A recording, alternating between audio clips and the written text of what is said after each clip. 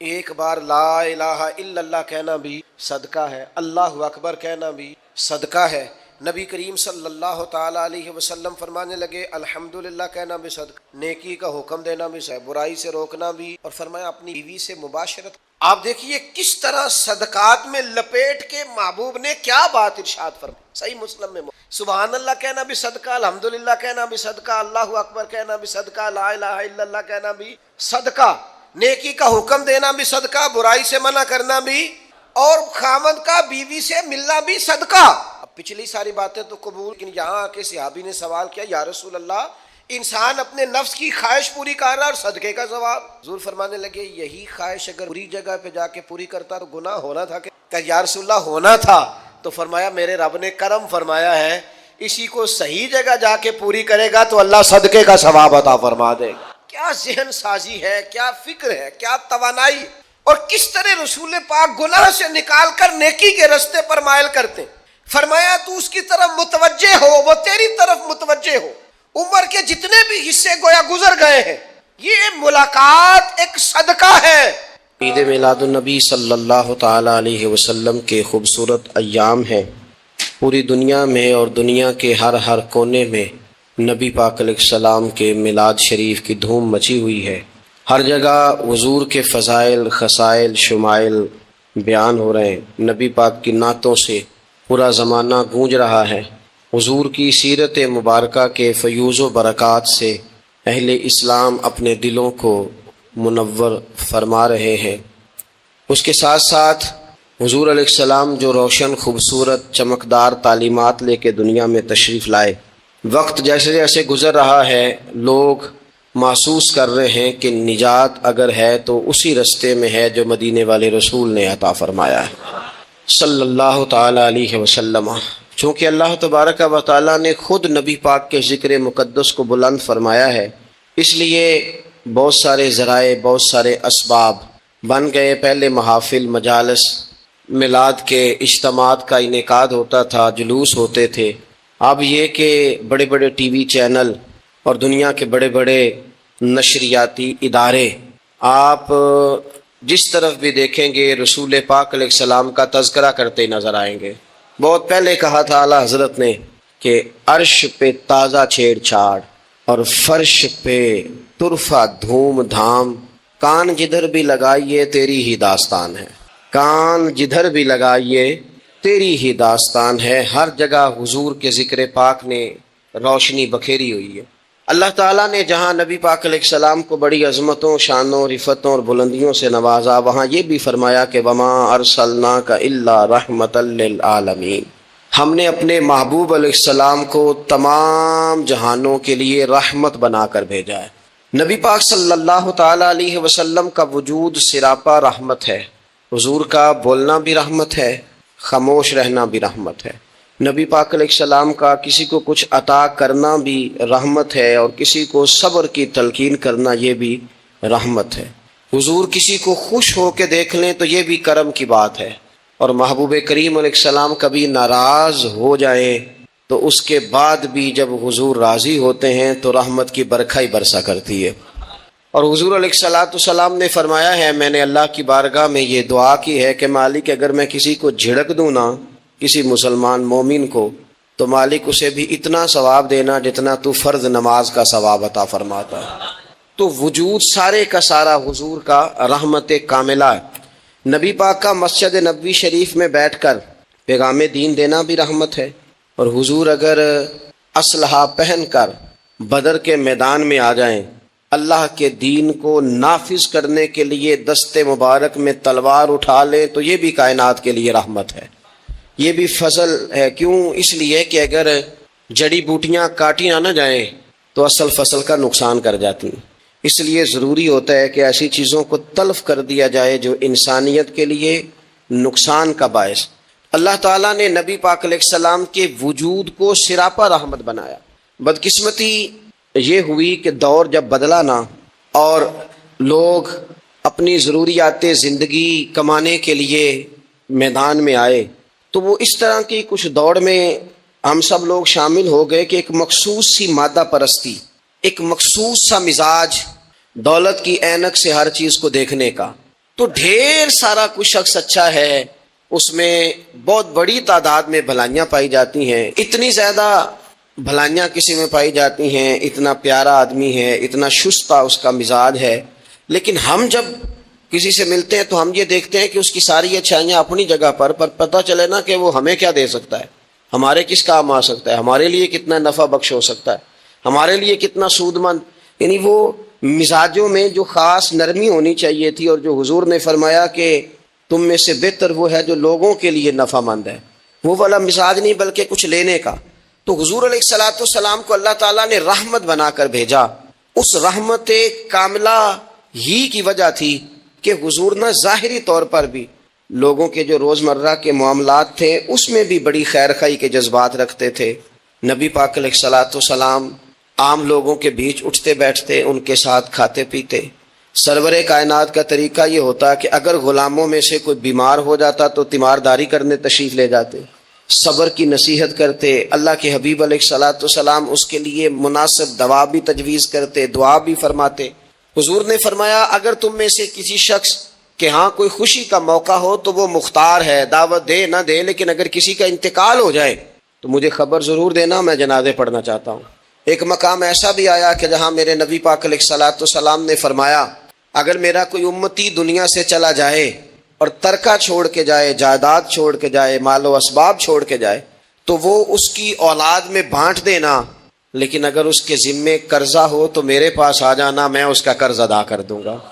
نبی پاک صلی اللہ تعالی علیہ وسلم نے اپنی رحمت کے ساتھ امت کو جو حصہ عطا فرمایا، اور جس طرح سے حضور سید عالم صلی اللہ تعالی علیہ وسلم نے ہمیں یہ اسباق پڑھائے، اس طرح ہونا نہیں چاہیے تھا جو ترتیب آج دنیا میں لگ گئی ہے اور جس انداز میں مسلمان اپنے صبح و شام گزار رہا ہے. آپ یقین کریں کہ کبھی کبھی یوں محسوس ہوتا ہے کہ جیسے خالص رشتوں کا ہونا اور اخلاص کا موجود ہونا اور للہیت کا نصیب ہونا یہ شاید کوئی بے موسمہ سا پھل ہو گیا ہے. شاید یہ کہ اب ڈھونڈنے سے، تلاش کرنے سے بھی ایسی چیزیں میسر نہیں آئیں گی کہ لوگ اللہ تعالیٰ کی رضا کو پیش نظر رکھیں. اور پھر اب تو اس طرح کا ماحول ہو گیا ہے کہ چونکہ زیادہ لوگ جھوٹ بولتے ہیں اللہ ماشاء اللہ، تو بیچ میں سچ بولنے والا عجیب لگتا ہے. چونکہ زیادہ دکانداری ہوتی ہے تو کوئی اخلاص کا مظاہرہ کرتا ہے تو وہ عجیب لگتا ہے. چونکہ زیادہ اللہ معاف فرمائے کہ دھوکہ دہی کا بازار گرم ہے تو اب یوں محسوس ہوتا ہے کہ جیسے کوئی بندہ کہہ رہا ہے میں صحیح سے چلوں گا تو لوگ سمجھتے ہیں شاید کوئی اداکاری کر رہا. حضور علیہ الصلوۃ والسلام نے جو لوگوں کے حق میں اپنی طبیعت میں نرمی پیدا کی، آپ یقین کریں بڑے سارے لوگوں سے ملنے کو جی چاہتا ہے لوگوں کا، ان کے پاس جانے کو، بیٹھنے کو، من کی باتیں کرنے کو. بہت سارے لوگ ایسے ہوتے ہیں جن کے بارے میں ہماری خواہش ہوتی ہے کہ بندہ بڑا اچھا ہے، لیکن اس کے پاس اگر چل کے جائیں گے تو ہمارے سٹیٹس کا کیا بنے گا؟ اگر ہم جا کے اس کی مجلس میں بیٹھ گئے تو وہ جہاں ہم خود میرے مجلس تھے اس کا کیا بنے گا؟ اگر ہم کسی شخص کی طرف بڑھ گئے، آگے بڑھ کے ہم نے 2 قدم آگے جا کے گرم جوشی سے اس کا استقبال کیا تو کوئی شخص یہ نہ سمجھ بیٹھے کہ یہ تو کوئی لو سٹینڈرڈ رکھتا ہے. ہم نے وہ اس طرح کے بیج بوئے ہیں انانیت کے کہ ڈھیر ساری تکلیف لوگوں کو ہماری وجہ سے ہوتی ہے. بہت سارے لوگ آزمائش کا شکار ہوتے ہیں. بعض لوگ آ جائیں، لوگ ڈھب سے کھانا نہیں کھا پاتے، لیکن وہ خاص رحمت اور وہ خاص نرمی جو نبی کریم نے ہمیں عطا فرمائی ہے، یار یہ کتنا، میں آپ کو ذاتی بات بتاتا ہوں، اپنے مخالف کو، گالی دینے والے کو، زندگی کے کسی کونے میں برا کہنے والے کو معاف کرنا بڑا مشکل کام ہے. کسی شخص نے 30 سال پہلے بھی کبھی آپ کو کوئی سخت لفظ کہا ہو تو وہ بندہ سامنے آئے تو بات یاد آ جاتی ہے، یار اس نے یہ کہا تھا. باتیں کھٹکتی ہیں. کسی مقام پر کھڑے ہو کر کسی جگہ پر کسی بندے نے آپ کو تکلیف دی ہو، بندہ اس جگہ پہ آئے تو وہ چیز کھٹکتی ہے. لیکن یہ اعزاز صرف رحمت للعالمین محبوب کا ہے کہ حضور کے سامنے جب وہ لوگ پیش ہوئے، حضرت وحشی جیسے کہ جنہوں نے پورا وجود کاٹ دیا تھا حضرت امیر حمزہ کا اور کان، ناک، آنکھیں نکال دی تھی، انہوں نے آ کے عرض کی حضور ہمارے جیسے گناہ گار بھی آئیں تو معافی ہو جاتی ہے. فرمایا ہو جاتی ہے تو پڑھ کلمہ، ہم فوراً ہی معاف کر دیں گے. اور جو فتح مکہ کے موقع پر نبی پاک علیہ الصلوۃ والسلام نے فرمایا ہے نا، فتح مکہ کے موقع پر، وہ تو بات ہی بڑی انوکھی ہے.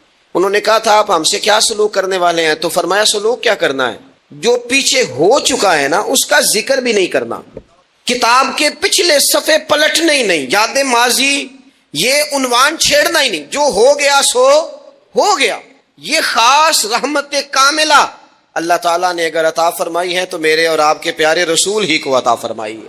یہ خاص جذبات اور یہ خاص کیفیات حضور نا، دیکھو ماں باپ جو ہوتے ہیں نا اولاد کے حق میں بڑے شفیق ہوتے ہیں۔ میں بڑی ذمہ داری سے بات کرنے لگا ہوں، ماں باپ کے ساتھ اگر کوئی سب سے بڑھ کے زیادتی کرتا ہے تو کرتی بھی اولاد ہی ہے۔ بڑا کچھ کر جاتے ہیں بچے، بعض ایسی باتیں بھی کر جاتے ہیں کہ جو ان سے نہیں کرنی چاہیے، لیکن کہو نا والد صاحب سے کنارہ کر دیں بچے سے، جس کے 9 بیٹے بھی ہیں اسے بھی کہو نا کہ تو کر ذرا کنارہ کر کے دکھا، نہیں کر سکتا۔ وہ شفقت پدری جو رب نے اس کے سینے میں رکھ دیا وہ کیسے نکالے گا؟ 20 دفعہ غصہ آیا تو اس نے پلان کیا کہ آج کے بعد نہیں، ختم۔ اب میں نے بتانا ہے اس کو کہ کس طرح کوئی کسی کے ساتھ زیادتی کرتا ہے، لیکن 1 گھنٹہ بھی نہیں تیرا گزرا، کیونکہ شفقت پدری ہے۔ خدا را یہ میرا اور آپ کا سب کا معاملہ، اس کو سمجھیے گا، شفقت پدری۔ اگر مرشد ہو نا کبھی مرشد کریم تو پرخشیں اڑا دینے والوں کو بھی سینے سے لگانے کا حوصلہ رکھتا ہے، چونکہ وہ شیخ جو ہے اس کا دل جو بڑا ہے۔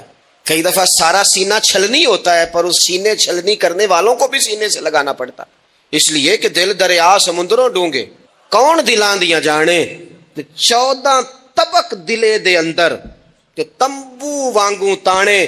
مشکل کام ہے استاد صاحب۔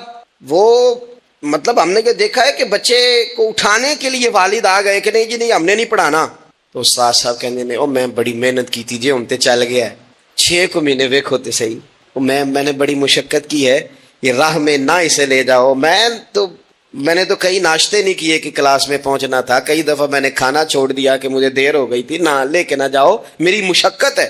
یہ میں آپ کو وہ والی مثالیں دے رہا ہوں جو صرف میرے اور آپ کے عقل کے قریب ہیں۔ جب تیری 20 غلطیوں سمیت تیرا والد، تیری ماں، تیرے مرشد، تیرے استاد، تیرے بزرگ، تیرا بڑا بھائی تجھے قبول کر لیتے ہیں نا، تو بس سمجھ لے یہ جتنا بھی پیار کرتے ہیں یہ سارا ایک قطرہ ہے، اور محبوب جو محبت کرتے ہیں اس میں سارے دریا سما جایا کرتے ہیں۔ رسول پاک جو پیار کرتے ہیں نا، نبی کریم جو محبت کرتے ہیں حضور، اور حضور کو سب سے زیادہ غم کیا رہتا تھا؟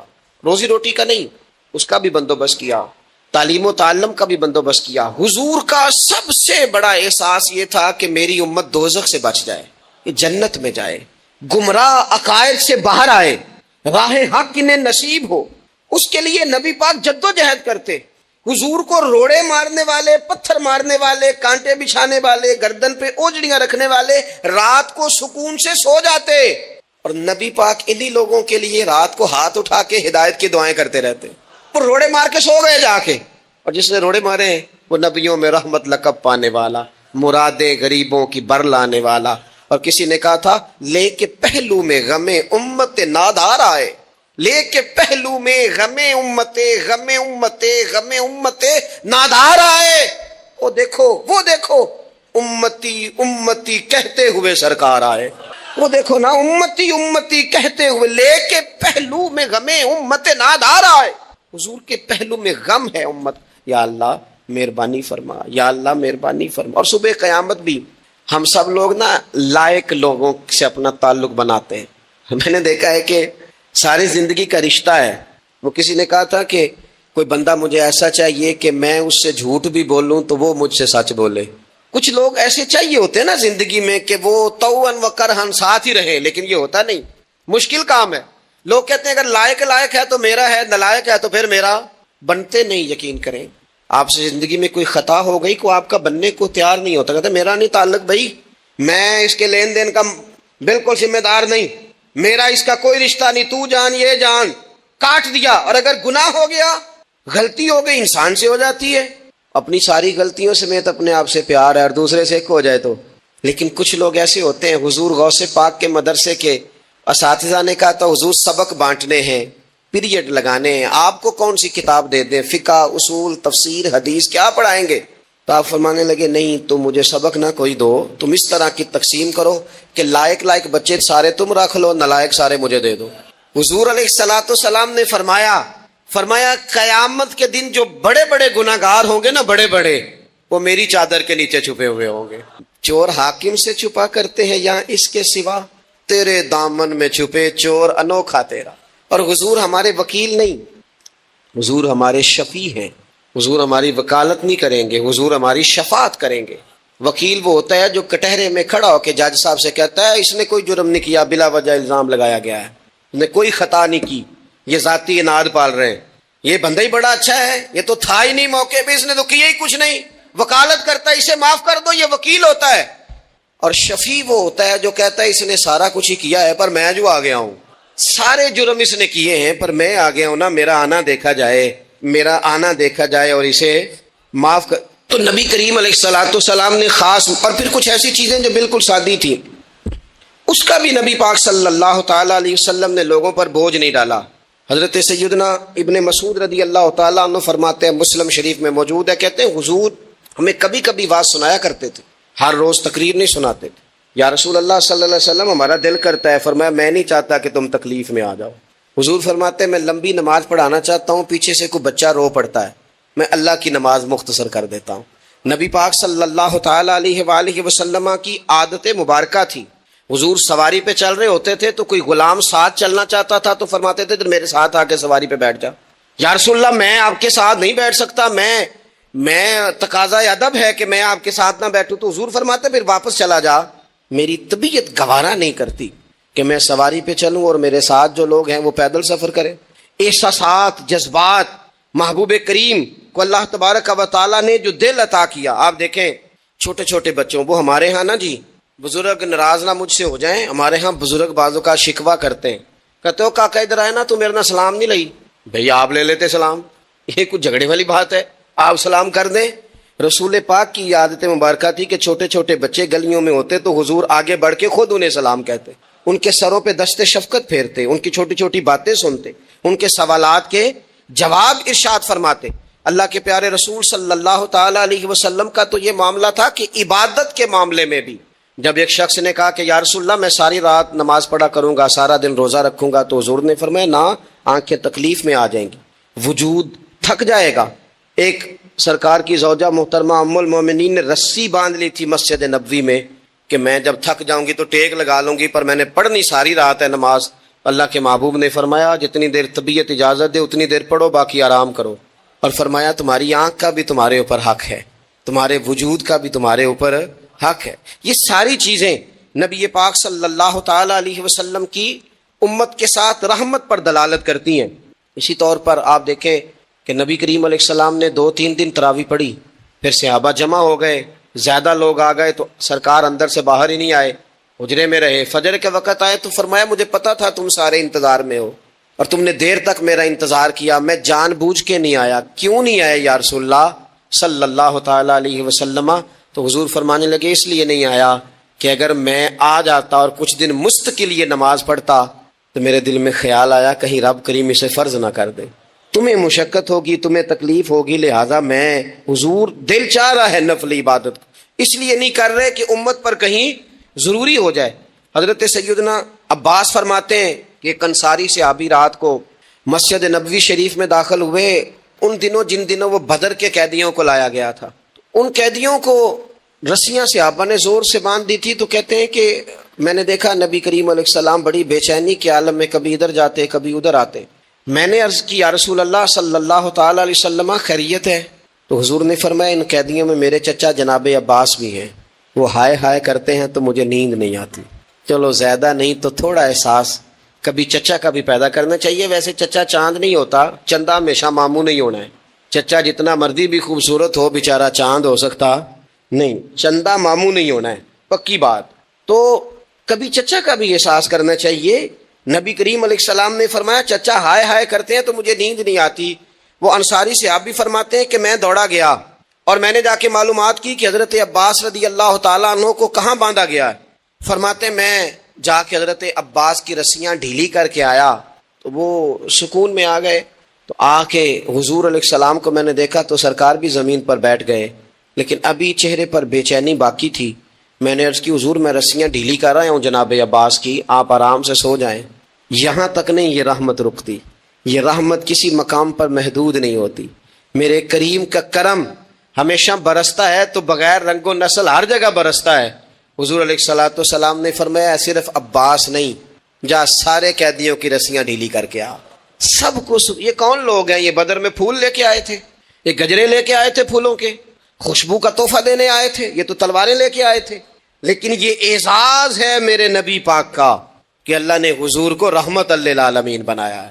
دلوں کے اندر اتنی گنجائش رسول پاک نے پیدا کی، فرمایا سب یہ رسیاں ڈھیلی کرو تاکہ میں آرام سے سو جاؤں۔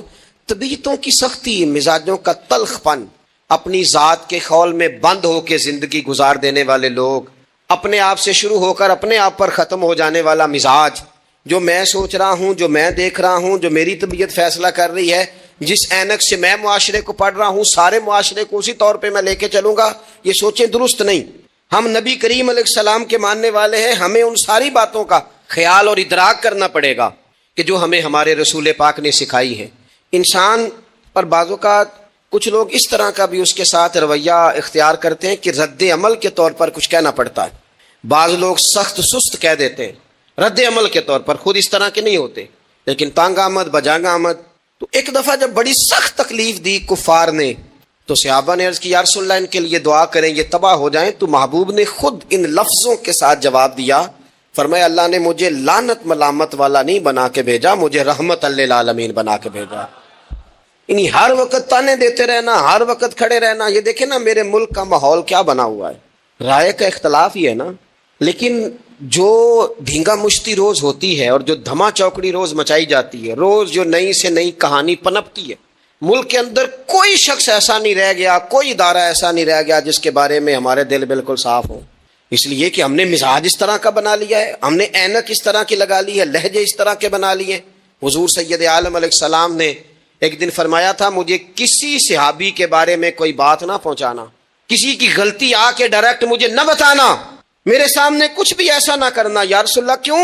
فرمایا میں چاہتا ہوں میرے دل میں سب کے لیے گنجائش ہے تو گنجائش ہی رہے، لوگوں کو خوش گمان رہنے ہی نہیں دیا جاتا، اچھی سوچیں پیدا کرنے کے موقع ہی نہیں دیے جاتے، وہی بدگمانیاں ہیں، وہی ماحول کے اندر شدت ہے، وہی انداز ہمارا اس طرح کا ہے، اور وہی کچھ ہم کر رہے ہیں، اور سارے ہیں کہ ایک ہی لاٹھی کے ساتھ ہانکے جا رہے ہیں۔ خدا را چیزوں کو دیکھیں اور غور کریں کہ ہم نبی پاک صاحب الاولاق سید عالم صلی اللہ تعالی علیہ وسلم کے ماننے والے ہیں۔ پھر ایک اور بات، حضور کی رحمت چونکہ کامل ہے تو حضور علیہ السلام کا ایک طریقہ ہے، دنیا میں دو طرح سے لوگ اپنا آپ ثابت کرتے ہیں۔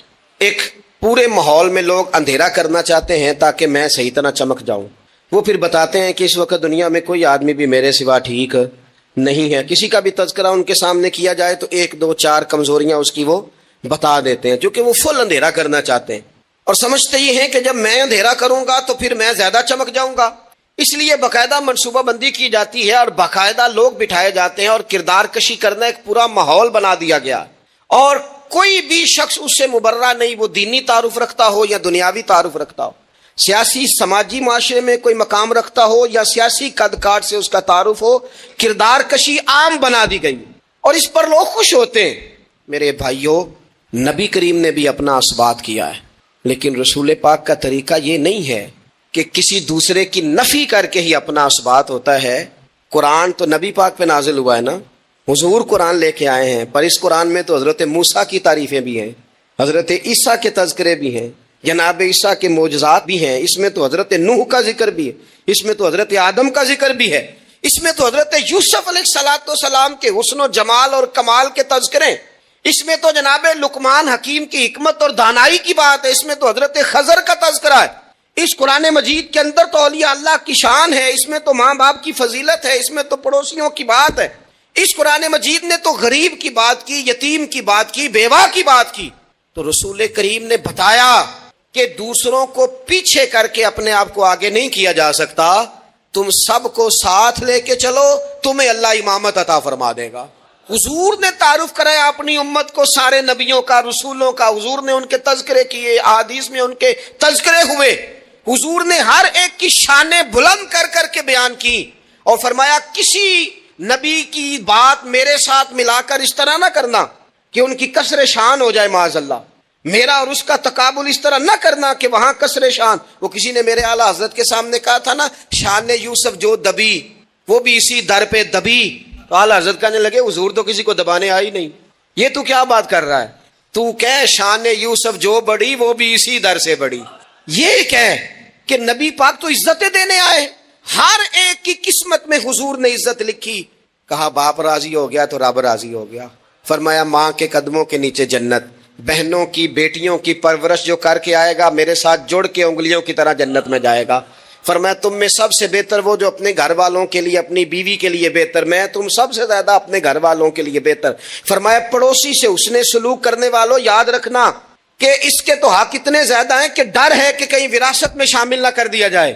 نبی پاک علیہ الصلوۃ والسلام نے فرمایا جو بی بی صرف حاملہ ہو، حاملہ، اسے رب کی بارگاہ میں اتنا ہی اجر ملتا ہے جتنا تلوار لے کے جہاد کرنے والے کو ثواب ملتا ہے. اور جب اس کے ہاں بچے کی ولادت ہوتی ہے اللہ اسے شہید جتنا درجہ دیتا ہے. اور جب وہ بچے کو دودھ پلاتی ہے تو ایک ایک گھونٹ کے بدلے رب غلام آزاد کرنے کا ثواب عطا کرتا ہے. یا رسول اللہ اسی کی صرف شان ہے؟ فرمایا نہیں، آدمی کے بال سفید ہو جائیں، مومن مسلمان سفید بالوں والا، اگر تم نے اس کی عزت کی تو سمجھ لینا تم نے اپنے رب کا احترام کیا ہے. یا رسول اللہ تاجر؟ تو فرمایا سچ بول کے تجارت کرنے والا تو قیامت میں نبیوں کے ساتھ ہوگا. یا رسول اللہ یہ عالم، یہ طلباء، یہ دور دراز سے آنے والے لوگ؟ تو محبوب نے فرمایا یہ تو کوئی ڈگری نہیں لیتے، پہلے دن ہی گھر سے نکلتے ہیں تو فرشتے پیروں کے نیچے پر بچھا دیتے ہیں. یا رسول اللہ وہ مزدور دیکھا، مزدور سڑکوں پہ بیٹھا، رول گئے لوگ اپنے مطالبات کے لیے احتجاج کرتے. وہ کسان دیکھے دنیا سو رہی ہے، ٹھنڈ میں جا کے فصلوں کو پانی دے رہے. وہ ہم نے مزدور دیکھے جن کے ہاتھوں پہ چھالے پڑ گئے. لوگوں کی انہوں نے بلڈنگیں کئی منزلہ بنا دی پر اپنے چھت سے پانی ٹپکتا روک نہ سکا.